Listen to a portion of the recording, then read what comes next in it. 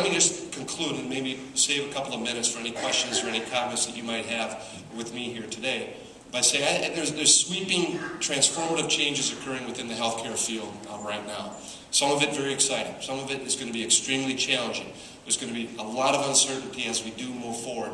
But I was convinced with my support of the Affordable Care Act that the status quo was unsustainable. Doing nothing was not a good option because we saw where this was all going, and it was going to end in a very bad place of higher budgetary costs, ultimately, in the era of big budget deficits. I was concerned that this was going to adversely impact the rural providers especially, but we were going to see more uninsured. We were going to see our businesses, large and small, less competitive globally because of rising healthcare costs. We were going to see the quality being diminished too.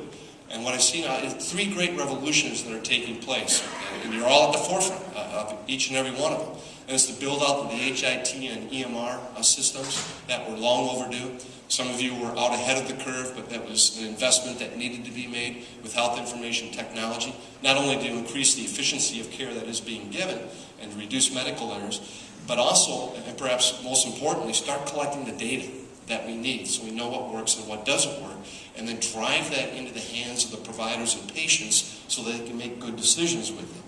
And I think there's a lot of promise now with the HIT and interoperability and meaningful use standards, and we still have a lot of work, by the way, to do to get those standards done correctly, and not in a fashion that's going to adversely impact you and the others, but start have the ability to collect this data, which has been lacking within the system, and build up that information infrastructure system within the healthcare field and get that into the hands of the providers so that they can establish protocols of care and best practices and get to quality measurements. And again, I'm proud to represent a state that has been out ahead of the curve on all these things in establishing the quality measurements that we do need in the healthcare field.